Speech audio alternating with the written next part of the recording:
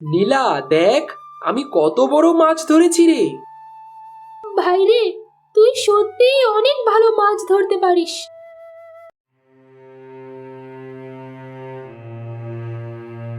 এই, তোরা দুজন সারাদিন কি শুধু ড্যাং ড্যাং করে ঘুরে বেড়াবি, নাকি কিছু কাজ টাজও করবি? ঘরের কাজ না করে সারাটা দিন শুধু মাছ ধরা। মামি, আমরা তো সব কাজ করে নিয়েছি। বেশি কথা বলবি না। নীলা, তুই এখনই বাড়ি গিয়ে ভাত রান্না কর, আর তুই গরু নিয়ে আয় মাঠ থেকে।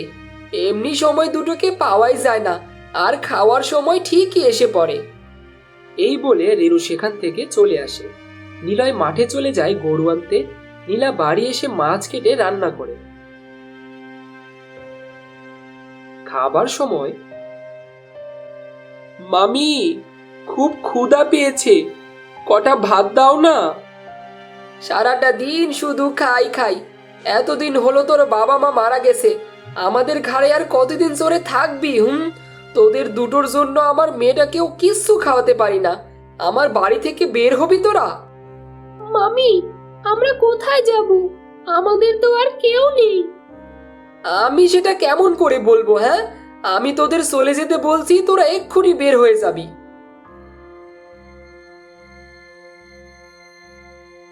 রেনু, ছোট মানুষ, এমন করে কেন কথা বলছো? ছেড়ে দাও না, ওরা তো আমারই রক্ত, যাবে কোথায়? তাহলে এই দুটোকে নিয়েই থাকো তুমি। আমি আমার মেয়েকে নিয়ে এক্ষুনি বাপের বাড়ি চলে যাব। না মামি, তোমাকে কোথাও যেতে হবে না, আমি আমার বোনকে নিয়ে চলে যাচ্ছি। চল নীলা। নিলয় নীলাকে নিয়ে কাঁদতে কাঁদতে চলে আসে। নিলয়ের মামা বাধা দিতে গিয়েও রেনুর জন্য পারে না। নিলয় আর নীলা হাঁটতে হাঁটতে একটা পেয়ারা গাছের নিচে এসে দাঁড়ায়।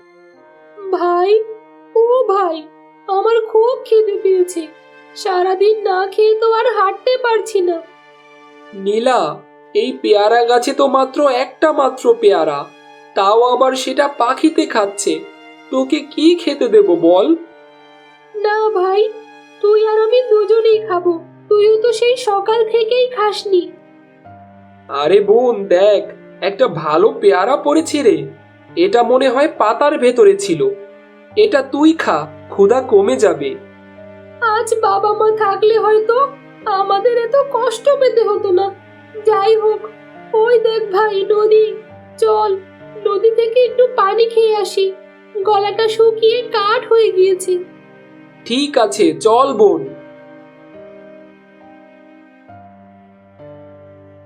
এবার এবার আমরা কোথায় যাব ভাই? সন্ধে তো হতে চললো। নীলা, আমার মাথায় একটা বুদ্ধি এসেছে রে। ওই দেখ বাঁশের ঝোপ, আমরা ওখান থেকে বাঁশ কেটে এই নদীর মাঝে একটা ছোট্ট বাঁশের ঘর বানাই। অন্তত মাথার ওপর চাল তো থাকবে, তাই না? ঠিক বলেছিস ভাই, আমরা নদীর মাঝেই ঘর তৈরি করি। তাহলে সেখান থেকে আমাদের কেউ তাড়াতে পারবে না। কিন্তু তুই কি পারবি নদীর মাঝে বাঁশের বাড়ি বানাতে? কেন পারবো না বোন, আমাকে যে পারতেই হবে। কিন্তু বাঁশ কাটবো কি দিয়ে? ওই তো একটা লোহা, আমি এটাকে ধার দিয়ে দা বানাই। ভাই, তুই ঘর বানা, আমি তোকে সাহায্য করছি।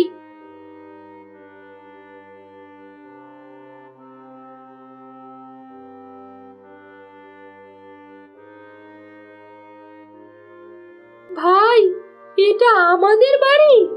কি সুন্দর লাগছে দেখতে। মনে হচ্ছে ঘর থেকে যেন নদীর মাঝখানে একটা ছোট্ট দ্বীপ। আচ্ছা ভাই, একটা কথা বলবো? কি কথা বল? আমরা তো ছোট্ট ঘর বানাতে পেরেছি, কিন্তু নদীর স্রোতে ভেঙে যাবে না তো ঘরটা? না রে বোন, অনেক যত্ন করে বানিয়েছি। তাছাড়া এখানে তো অল্প পানি, আমরা তো নদীর একদম মাঝখানে যাইনি। এখানে তেমন স্রোতও আসবে না। যাই হোক, অন্তত আমাদের মাথার ওপর ছাদ তো আছে এখন। ভাই, এখন তো অনেক রাত হয়ে গিয়েছে, খুব ক্ষুধাও পেয়েছে। বোন, এত রাতে আমি খাবার কোথায় পাবো? একটা দিন কষ্ট কর, সকাল হলেই আমি একটা ব্যবস্থা করব। আচ্ছা, এখন আমাদের ঘুমিয়ে পড়তে হবে।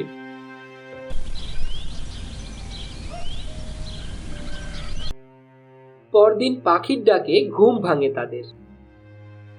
ভাই, তোর সাথে আমিও যাব। দুজনে মিলে কাজ করলে কষ্ট কম হবে। ঠিক আছে, চল তাহলে।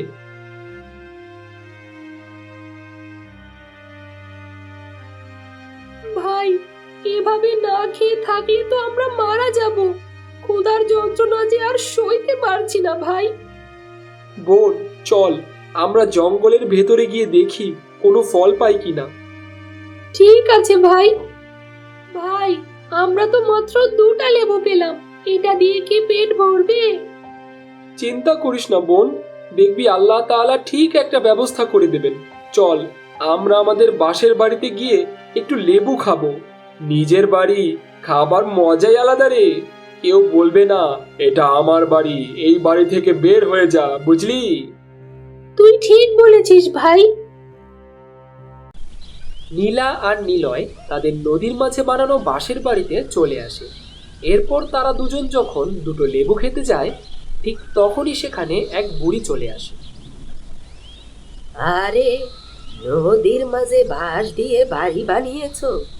আচ্ছা ছেলে, তোমাদের ভয় করছে না? ভয় করে কি হবে? আসলে বুড়িমা, আমাদের এই পৃথিবীতে কেউ নেই। মামা মামির কাছে ছিলাম, কিন্তু মামি আমাদের বাসা থেকে বের করে দিয়েছে। এসব কথা পরে শুনবো বাবা। আমার যে খুব খিদে পেয়েছে, কিছু খেতে দেবে? বুড়িমা, আমাদের কাছে তো দেবার মতো এই লেবু দুটো ছাড়া আর কিছুই নেই। তুমি বরং এই লেবু দুটোই খাও। তোমাদের অনেক ধন্যবাদ। তোমাদের দেখে মনে হচ্ছে 2-3 দিন ধরে না খেয়ে আছো, তবুও এই লেবু দুটো আমাকে দিলে।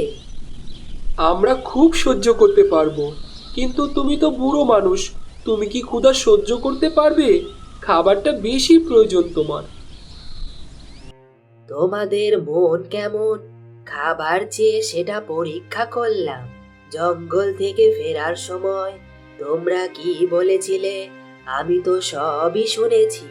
তোমাদের অসহায় অবস্থায় দেখে তোমাদের সাহায্য করতে এলাম, কিন্তু আমি তাদেরই সাহায্য করি যাদের মনে মায়া আছে, আর তোমাদের মনে মায়া আছে। তুমি আমাদের সাহায্য করবে, কিন্তু কিভাবে বুড়িমা?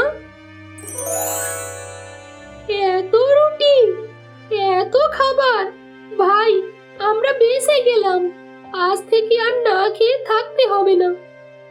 কিন্তু এইটুকুই যথেষ্ট সাহায্য নয়, তোমাদের জন্য আরো কিছু করতে হবে। বুড়ি তার লাঠি তুলে আকাশের দিকে তাকিয়ে কিছু দোয়া পাঠ করতে থাকে। মুহূর্তেই তাদের বাড়ির চারপাশে সবুজের সমারোহ হয়ে যায়। নানান রকম ফলের গাছ গজিয়ে যায়। এ কি করলে বুড়িমা? এটা কেমন করে সম্ভব? এখন থেকে তোমাদের আর কোনো কষ্ট হবে না। এই ফল আর সবজি তোমাদের সব অভাব দূর করে দেবে। শোনো, তোমাদের এই বাঁশের বাড়ি সারা জীবন এমন থাকবে, এটা কখনোই ভাঙবে না। ধন্যবাদ বুড়িমা। তুমি না থাকলে হয়তো আমরা বেশি দিন বাঁচতে পারতাম না। এখন থেকে আমাদের আর কোনো ভয় নেই। আমাদের মাথার ওপর চাল আর কখনো হারাবে না। আমাদের বাঁশের বাড়িও কখনো নষ্ট হবে না। খুব আনন্দ হচ্ছে আমার। বুড়িমা, আপনাকে ধন্যবাদ দেবার ভাষা নেই। আমার ধন্যবাদ লাগবে না রে, তোরা ভালো থাকলেই আমি খুশি। আসি তবে।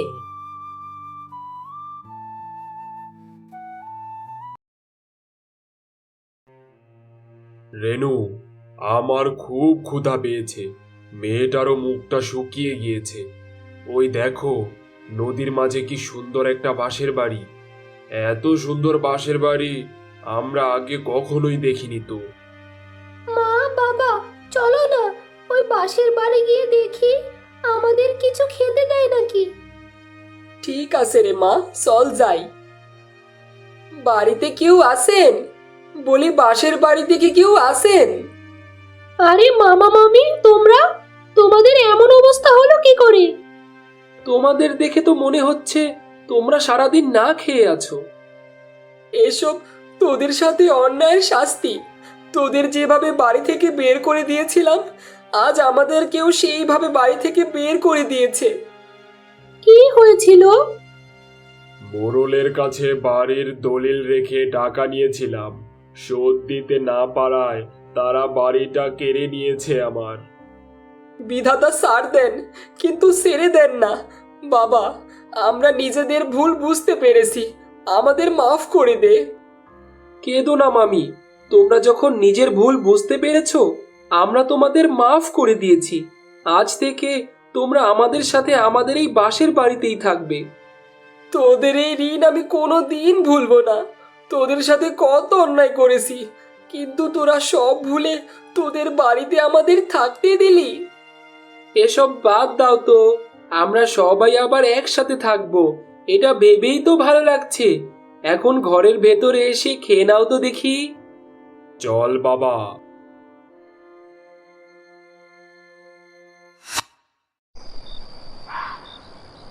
কতবার বললাম আজকে না আসি, কাল সকালেই আসবো একেবারে, শুনলো না আমার কথা।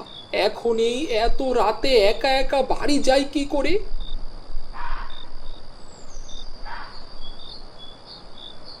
না, কাউকেই তো দেখতে পারছি না। আবার ওইদিকে শিয়ালের ডাক শোনা যাচ্ছে। দেখি দেখি, ওইদিকে একটু গিয়ে দেখি কাউকে পাই কি না।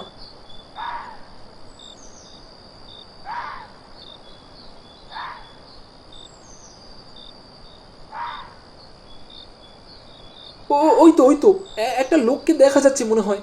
যাই যাই, তার কাছে যাই, দেখি লোকটা কোনো ব্যবস্থা করে দিতে পারি কিনা।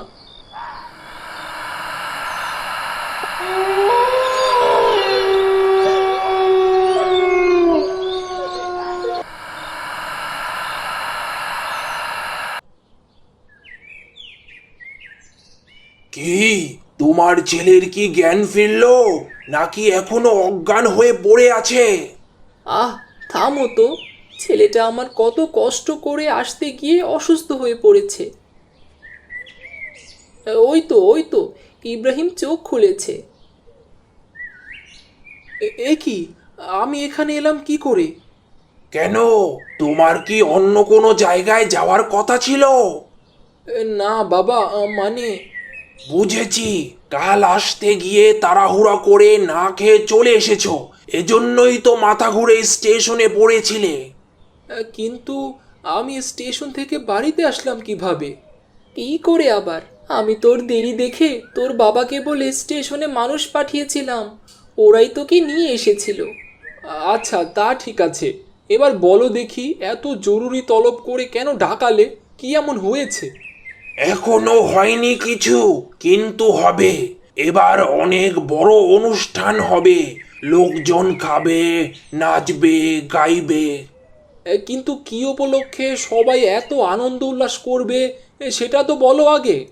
সেসব কথা না হয় পরেই শুনলি, তার আগে তুই ফ্রেশ হয়ে নে, আমি তোকে খাবার দিচ্ছি।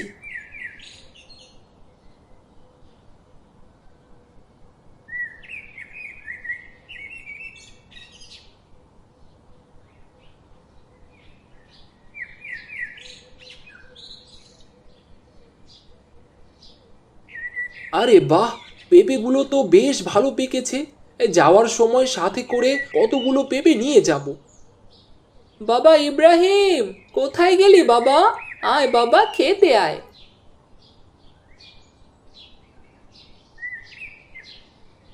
এত খাবার কেন রান্না করেছো মা? বাড়িতে কি কোনো আত্মীয় স্বজন আসবে নাকি? আত্মীয় আসতে যাবে কেন রে? তুই কতদিন পর বাড়িতে আসলি, তাই তো তোর জন্য সব রেঁধেছি। আচ্ছা মা, তুমি বলো তো, তোমরা আমাকে কেন এত জরুরি ডেকে আনলে?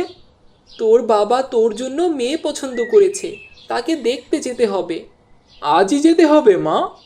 হ্যাঁ রে বাবা, তোর বাবা যা রাগী মানুষ, একবার যা বলে তাই করে। তুই তাড়াতাড়ি খেয়ে দে, রেডি হয়ে নে, আমিও দেখি ওদিকে সে কি করে।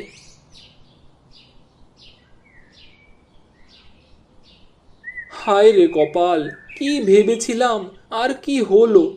যাক, কি আর করার, কপালে যা আছে তা তো হবেই।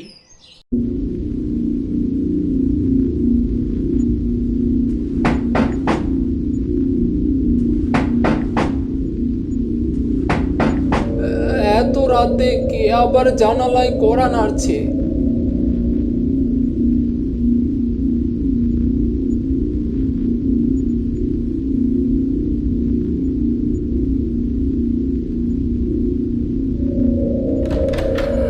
এইখানে তো কেউই নেই, তাহলে কে এতক্ষণ জানালা খটখটালো?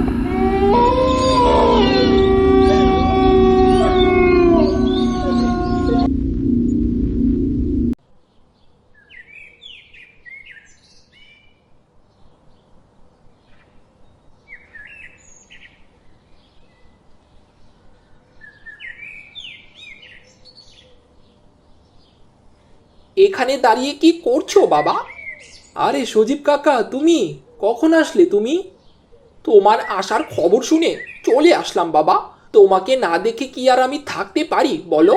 সেই ছোটবেলা থেকে কোলে পিঠে মানুষ করলাম, আর এখন তুমি কত বড় হয়ে গেছো। আচ্ছা সজীব কাকা, এই পেঁপে বাগানে কত পেঁপে পেকে আছে, কিন্তু কেউই এগুলো নেয় না কেন? এ এক অদ্ভুত ঘটনা বাবা। আমি যতদূর জানি, এই অভিশপ্ত বাগানের ফল যে একবার খাবে সেই অকালে প্রাণ হারাবে বাবা। কিন্তু এইসব কুসংস্কার তো এখন চলে না কাকা, মানুষ কত উন্নত হয়েছে। কুসংস্কার না বাবা, নিজের চোখকে তো আর অবিশ্বাস করা যায় না। রোজ রাতে এই পেঁপে বাগানের মালিক এখানে এসে কান্না করে, অনেকে দেখেছেও বটে। কিন্তু কাকা, আমার না এগুলো একদম বিশ্বাস হয় না। বিশ্বাস না হলে আজ রাতে একটু ঘর থেকে খেয়াল করে দেখলেই সব বুঝতে পেরে যাবে।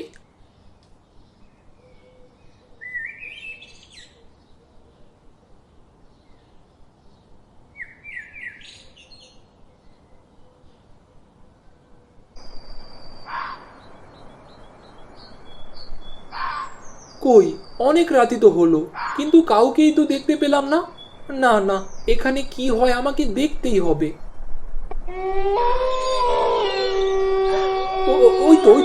ওই তো সে লোক। আজ আমাকে দেখতেই হবে, কে এলো আর কেন সে আমার সামনে আসছে বারবার? কি চায় সে আমার কাছে?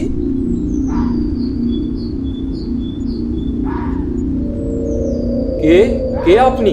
আমার দিকে তাকান। কি চান আপনি? এত রাতে পেঁপে বাগানের দিকে কেন যাচ্ছেন? কে কে কে আপনি? কি চান আপনি? প্রতিশোধ প্রতিশোধ চাই আমি। আমি আমার মৃত্যুর প্রতিশোধ চাই। এ কি বাবা, তুমি এত রাতে এখানে? তার আগে তুমি বলো, ওই লোকটা কে ছিল আর আমাকে কেন মারতে চায়, আর কেন বলছিল প্রতিশোধ চাই? সব বলবো বাবা, সব বলবো, কিন্তু তার আগে আমার সাথে চলো। তুমি আগে বাড়ি চলো।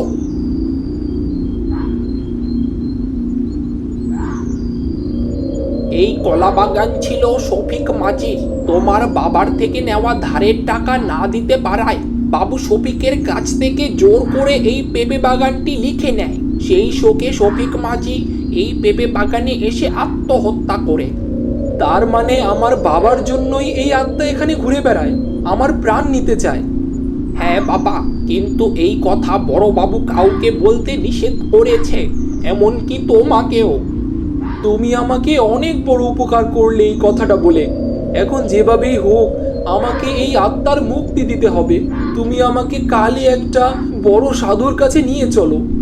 ঠিক আছে বাবা, কালই আমি তোমাকে একটা বড় সাধুর কাছে নিয়ে যাব। এখন আমি চলি।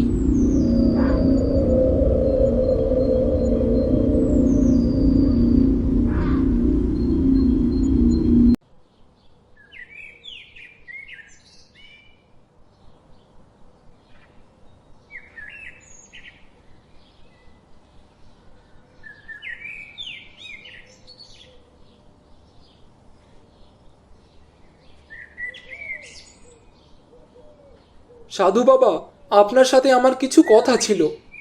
তুই কি বলতে চাস তা আমি জানি। বল, কি জানতে চাস? এই আত্মার থেকে মুক্তির কি কোনো উপায় নেই? এই বিশ্ব ব্রহ্মাণ্ডে সব সমস্যারই সমাধান আছে রে পাগল, কিন্তু এ যে বড় কঠিন কাজ। আমি সব কিছু করতে রাজি, আপনি শুধু বলে যান আমাকে কি কি করতে হবে। তোকে আগে ওই আত্মার হাত থেকে রক্ষা পেতে হবে। তার জন্য তোকে মাঝির মেয়েকে বিয়ে করতে হবে। আমার কোনো সমস্যা নেই, আমি মাঝির মেয়েকেই বিয়ে করব। তুই মাঝির মেয়ে নীলাকে বিয়ে করলেই ওর সব রাগ শেষ হয়ে যাবে, কারণ তখন তোকে মারলে ওর মেয়েকে যে বিধবা হতে হবে। ও ওর মেয়েকে অনেক ভালোবাসে, তাই তোকে মাফ করে দেবে।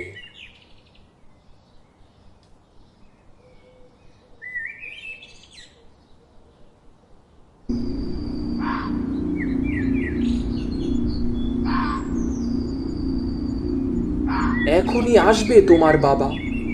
আমার খুব ভয় লাগছে, বাবা যদি তোমার সাথে কিছু করে বসে। আমার কিছুই হবে না, তুমি শুধু আমার সাথে থেকো। ভয় পাস নে মা, আমি তোদের কোনো ক্ষতি করব না। দেখেন, আপনার মনের আশা আমি পূরণ করেছি, আপনার মেয়েকে আমি বিয়ে করেছি। এখন আমার আর কোনো অভিযোগ নেই। আমি তোমার ওপর প্রতিশোধ নিতে চেয়েছিলাম তোমার বাবার জন্য, কিন্তু তুমি যেহেতু আমার মেয়েকে বিবাহ করেছো, তাই আমি তোমাকে ছেড়ে দিলাম।